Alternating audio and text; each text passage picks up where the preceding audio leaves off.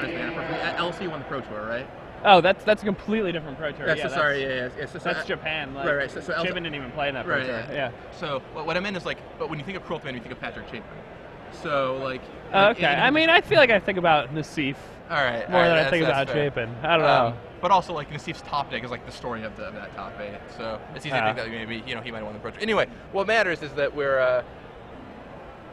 we are playing this match right here, and it looks like Adam won the dice rolling off with the planes. For those of you who didn't catch the announcement over the loudspeaker, because of the delay, all of the top 8 is being moved to tomorrow.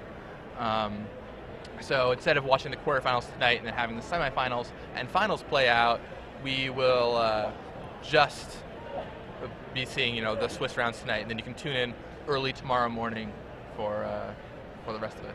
Yeah, we'll watch the top 8 tomorrow morning with you guys. There we saw Gerry decided to use his lightning bolt to deal with the step links. That's why the red version of Callblade has such a good matchup here. Before, It was like this even matchup where like the dice roll was really important. Like a turn 1 step links was brutal before you had bolt. But now you can just, bolt it.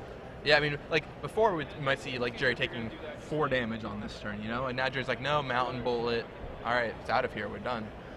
And one thing interesting about Adam's list is he does not have a Sword of Feast and Famine.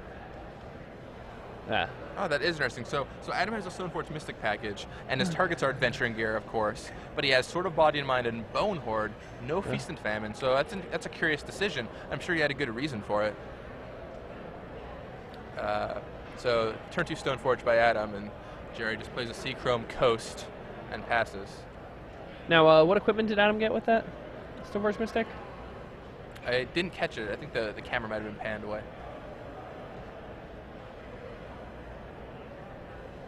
But Gerry has a Stoneforge Mystic of his own. Yep, and Adam just passed back. No doubt his plan is to just put his equipment out.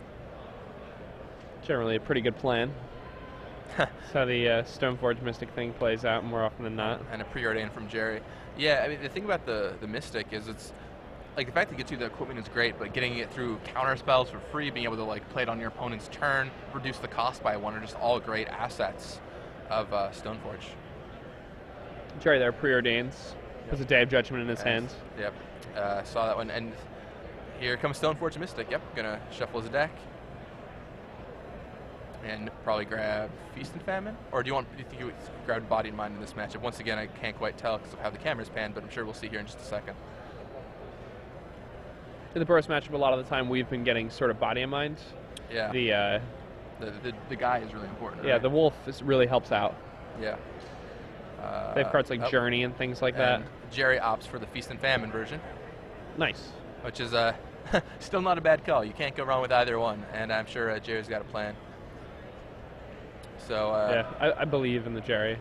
So it looks like Adam did get that sort of Body in mind, and it comes down here. And Gerry has a Day of Judgment in his hand, so he's probably just trying to get his opponent to play more guys. That Stoneforge Mystic has no value as long as Gerry has the Day.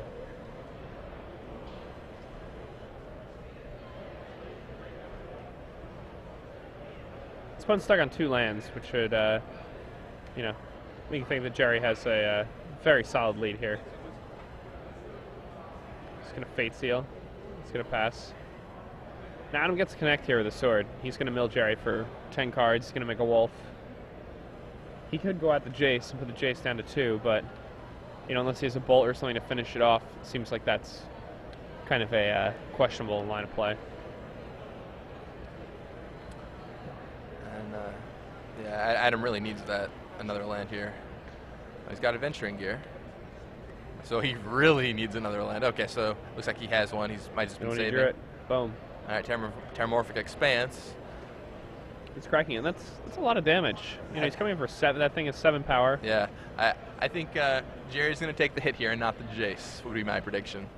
So, yeah, 7 power, plus you get a Wolf and milling cards. I mean, we just had Mike Flores in here talking about how milling cards is really good against the Callblade deck. Obviously, it's different if you're playing a beatdown deck, but still, you get some of those Squadron Hawks out of their deck. It could be a huge hit to their game plan.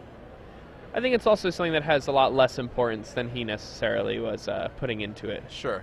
I think it's think it's something that happens to be decent sometimes, not something that's completely backbreaking. Right, when you hit it correctly. So let's see, Mills an Inferno Titan.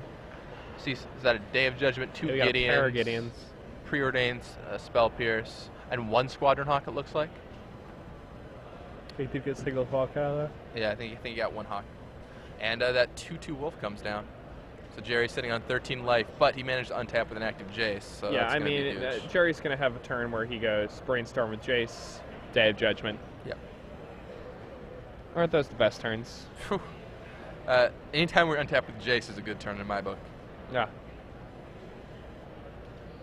You know, I'm brainstorming. My opponent has nothing in play. Next turn, I'm going to brainstorm again because I just cast Day of Judgment. Absolutely. And I mean, that's where like cards like Hero of Oxid Ridge just really come into play because the control decks rely on those turns a lot of the time. And yeah, I mean, he's got Jace. He's going to start countering those heroes. He's going to start casting bolts. And here comes the day. And so Adam loses his team. Yeah, and I mean, now it's interesting to note is that now that's a 1-for-0 for Gerry that day. He didn't even get a card out of that. You know, his opponent still had the equipment from the Stoneforge Mystic, and the equipment was what made that creature. So Adam didn't lose a single card in that ordeal. Like, it's amazing, yet still how ahead Gerry looks with that Jace on the table. You know. Oh yeah, I mean, the Jace itself is just such a powerful tool. And so that Mirran Crusader comes down for Adam, and like the Crusader's good, but even worst case for Gerry, Jace can just bounce it and puts Adam right back where he was. Like so many options. Yeah, right like now. you said, I mean, with the turn 1 bolt on that Step Links. I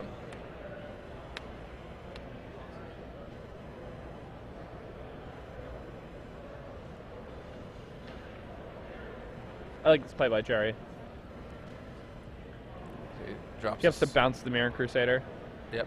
I mean, it's a really efficient way of dealing with it, because if Adam just replays the Mirran Crusader, like, that's so good for Gerry. Oh, yeah. I mean, it just makes Adam waste his turn. And Gerry has a mana leak now, too, so even if Adam plays something like a Koth or a hero, he's still in a terrible spot. And Jerry's just 2 lands away from being able to activate Colonnade, equip Sword. Yeah, and then start bashing and untapping his lands. Right, and then he takes the Aggressor. And when we saw Brian Kibler play this deck in San Jose, I mean, he really kept talking about how you just want to be the aggressor, and especially with the addition of the swords to the deck, being aggressive is so crucial. Being able to switch your modes of play. Yeah, now Adam did have the Koth that he wanted to have drawn there, but the mana leak made that a non-issue. Yep. And I think Gerry saw 2 lands. He's working his way up to Colonnade equip type mana. Yep. So let's see, he's got another mana leak. He just drew off that Jace. And even as another Jace, so if he gets to the point where he needs to bounce something, he could bounce something and then replay Jace and brainstorm on top of it. Yeah, absolutely. This game is quickly running out of Adam's favor. And yeah, I mean, just that 1 lightning bolt on that Step Links was such a big deal. I mean, because that alone saved Gerry, I don't know, 8 points at least, probably, of damage. Yeah, I mean, that was the whole strength of the Bros deck over the Caw-Blade deck at the Pro Tour in Paris. Was the option of sticking something like a Step-Links or a Goblin Guy, and just getting in underneath the Caw-Blade deck. Because the Caw-Blade deck against decks like that, really wants to play its cards like Gideon. You know, it really needs to assemble these sword combos. And Squadron Hawk gets countered by a mana leak, but a second Hawk to follow it up by Adam. He's going to search out some more.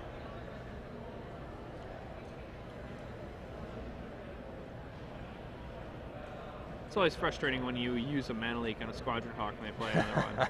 I know, but I mean, it was definitely correct for Gerry to run that leak there. It just didn't work out as well for him as he had hoped. On the flip side, it does mean 1 less Hawk is in play, but it makes that Colonnade Bash plan look a lot less attractive.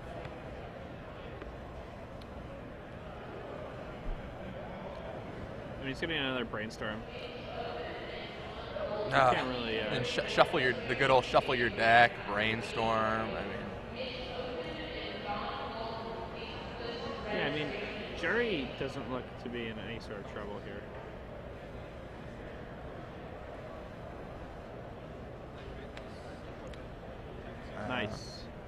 He's connecting with that sword. Yep. So bounce the hawk, which is relatively whirless since he's searched up all the hawks already, and now he swings for 6 and gets to untap all of his lands. It's put interestingly enough decides to pitch a Journey to Nowhere. He values the Squadron Hawks in his hand higher than the Spot Removal spell. No doubt. I mean, he figures at this point he's probably going to have to get through that colonnade, because even with the Squadron Hawks to back it up, yeah, so he wants to have the sword to deal with that colonnade. And yep, bolt comes down for Gerry. And that's going to give Gerry another turn of swinging in for 6 and sort of feast and famining and all these things. Gerry once again can activate the colonnade. He can equip the Sword of Feast and Famine, and then he can bash in, untap all of his lands, and then he can probably play another Stoneforge Mystic, another sword. I mean, this seems pretty locked up at this point. Yeah, Gerry seems in a great position.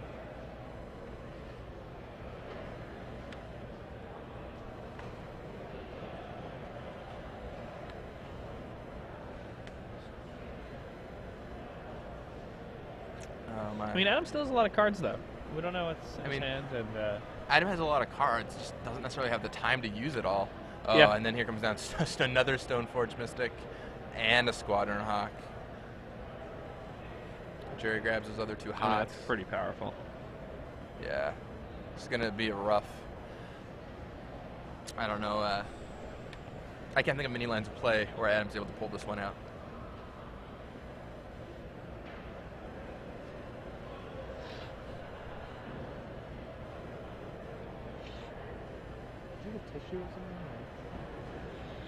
Oh, and yep, there we go. Adam packs up his cards. Yeah, wants to move on to game 2. I need to get tissue. And Gerry takes the first game in pretty short order. I mean, that bolt was just devastating on the first turn. Played out pretty much just like Jake said it would, and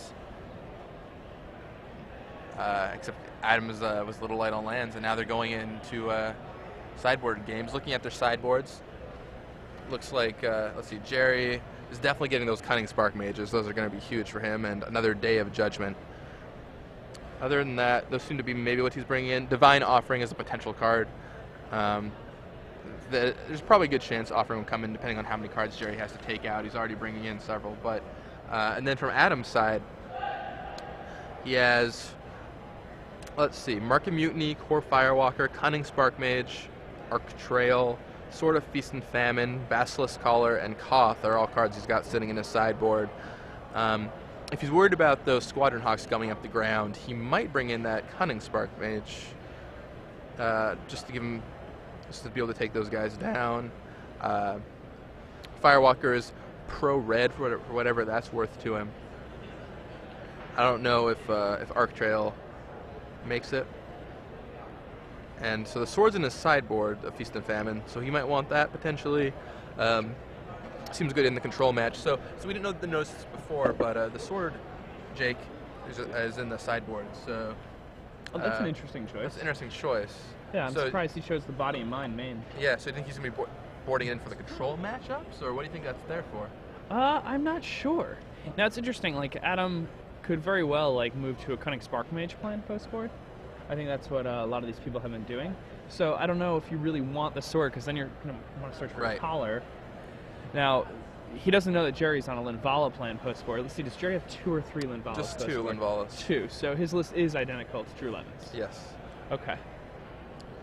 When I spoke to him on Thursday, he still had 3. I'm wondering, found the nod.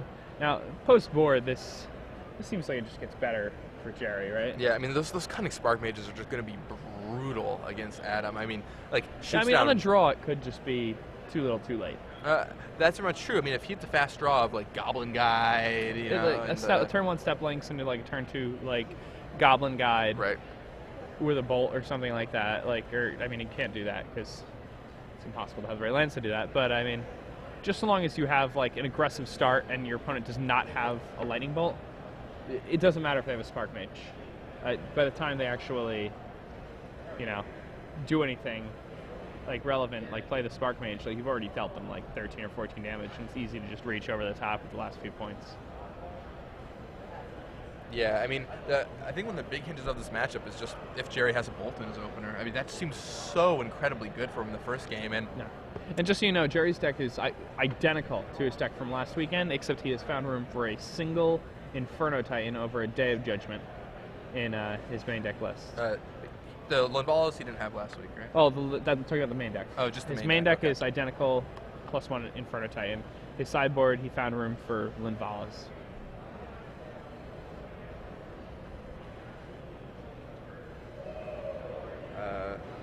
Yeah, so, I mean, this is a deck he knows how to play quite well. And I think Gerry knows how to play every deck so well. He's just always that main deck Inferno Titan is throwing mastery around.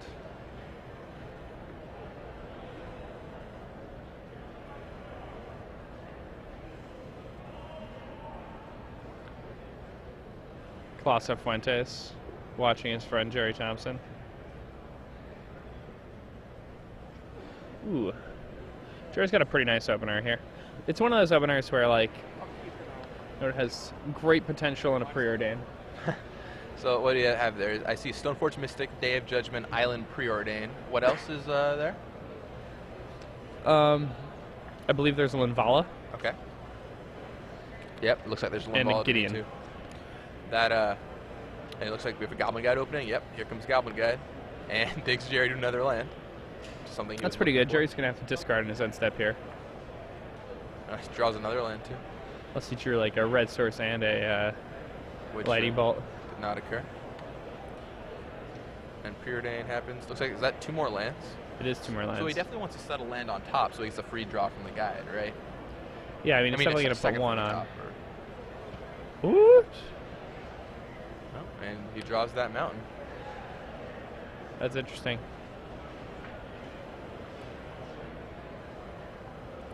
Gerry clearly trying to dig to find Bolt or something else to stem the early tide. Because like we were saying, it's like he's got the day. He just has to get that far into the game. But if, you know, a Goblin Guide army beats him down, that could be an issue. Yeah, sometimes the red decks just get in so fast, especially if they're on the play and have a card like Goblin Guide. It's really tough if you don't have a Bolt. It becomes so hard to interact with that board. 2/2 haste for 1 mana. What a crazy world. It's a pretty good card. Seems reasonable. So the guide serves in again, and Adam cracked his fetch land, so I guess we're maybe play a GOP here? Oh, Squadron Hawk comes down. Hawk. Now that's a lot more manageable for Gerry. Yeah, I mean, because the GOP really threatens a lot of damage quickly, but... Yeah, I mean, if he plays a GOP, like a fetch land, it is like a potential win the next turn, basically. Like, he puts him in actual, like, Koth range. Right. Where Squadron Hawk, while a great long game attrition card, it's just not what you're looking for when you want to have that quick start.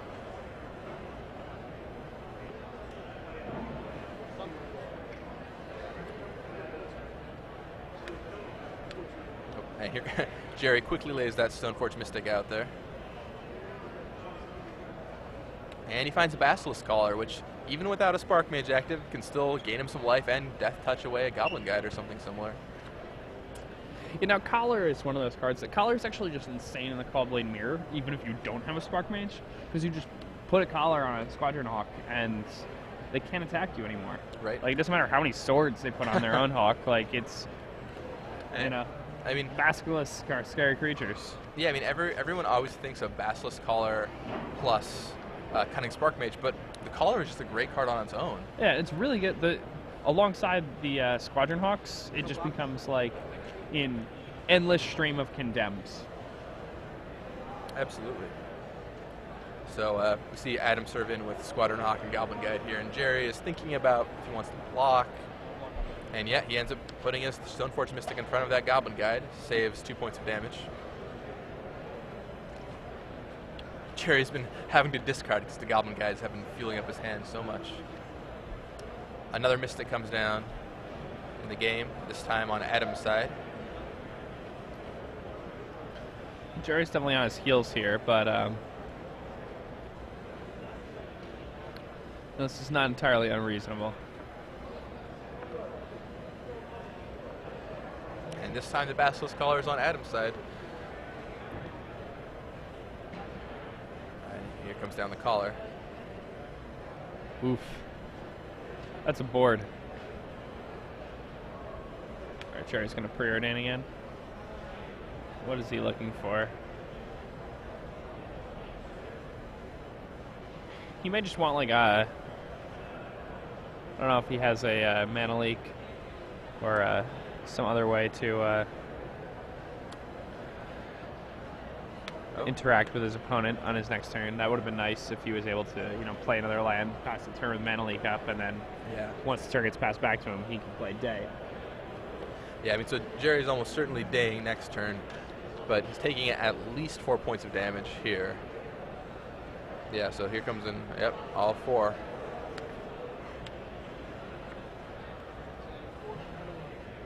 And that'll put Jerry down to 11.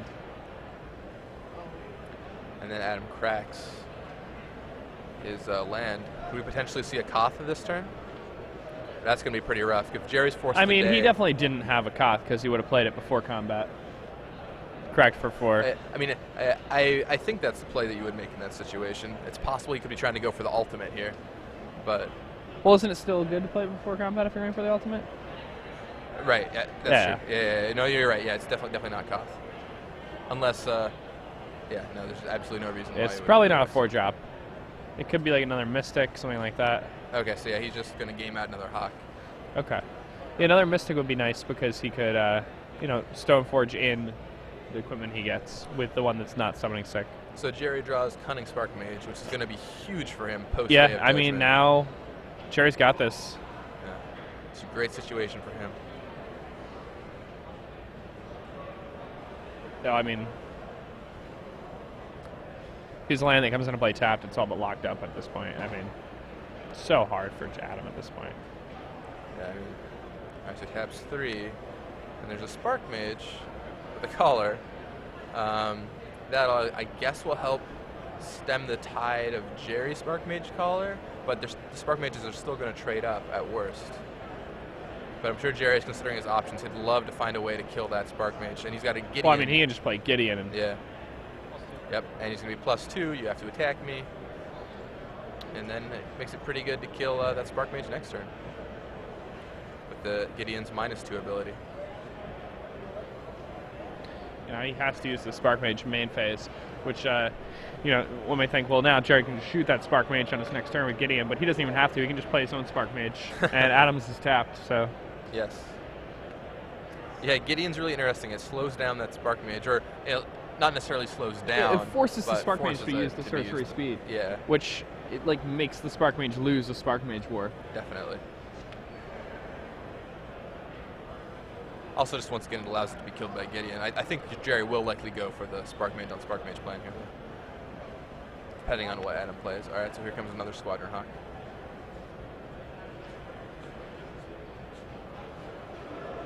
And another Squadron Hawk. That's all 4 Hawks from Adam, correct? Because he laid, yeah. So yeah, he pings Gideon down for 1. So now... Picks up a life.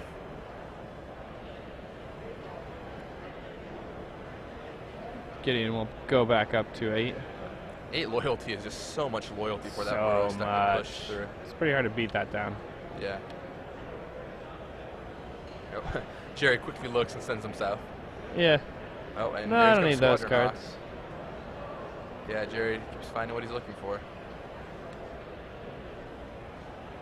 Yep, here, Spark Mage knocks down the Shoots down the opposing Spark Mage.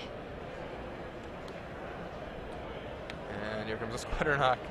Yeah, this... And Jerry's full of gas again. Yeah, this is looking so good for Jerry.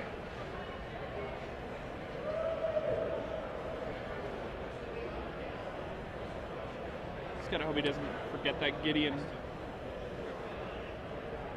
Yep, the Gideons. Let's see, I'm looking at Adam's deck list. I mean, so he bolts down that Gideon, which I guess is a good start to killing it. I'm trying to think what a good card to draw here would be. Hero of Oxid Ridge could be an okay play by Adam.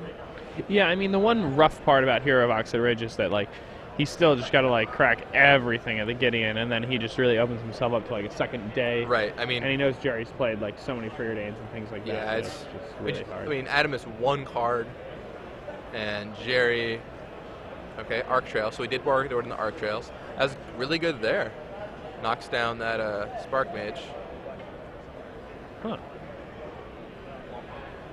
Opts to not equip that collar. And yeah, just passes. And Gerry is pretty firmly in control of this game here. It would take quite the series of top decks from Adam. He could still do it. I mean, Gerry can just keep pumping this Gideon at this point. yeah, but it's... I'm trying to see what's in Gerry's hand. He's got a Jace, for sure, and a couple lands.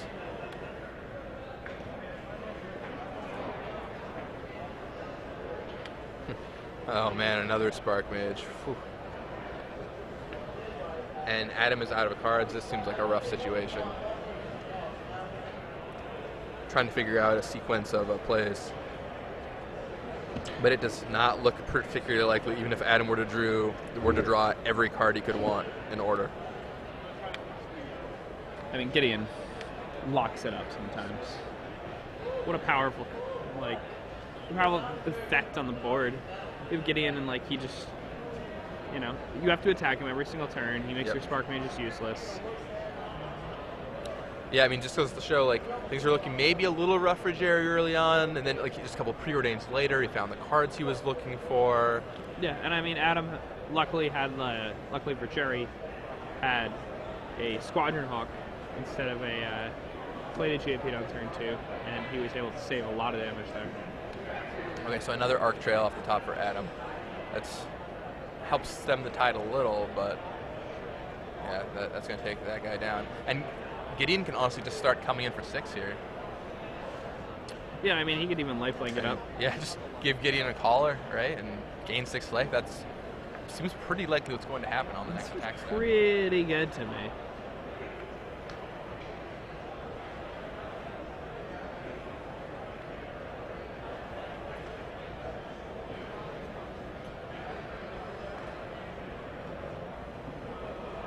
Yeah, so Gerry's thinking. I mean, Gerry is traditionally, from the games I've seen him play, he's a pretty careful player. He doesn't want to accidentally open himself up to something, so maybe he won't swing in with that Gideon.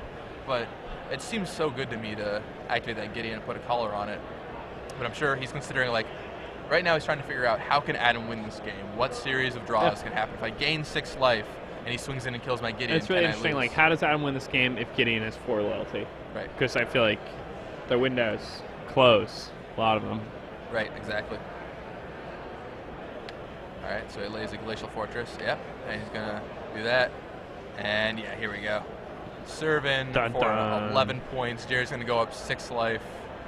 And this opponent's down to 8, I believe. Yeah, Surgeon for 11. Yeah, so down to 8. And yeah. And yeah, there is the hand. And Gerry takes a match, advancing to 3-0 with his new take on Cobblade. We could see a repeat of performance. I mean, I wouldn't be surprised. He's an excellent player. The deck's really well built. As I said, yeah, the Burrow Smash is great for Gerry. Yeah. He is very much in control there.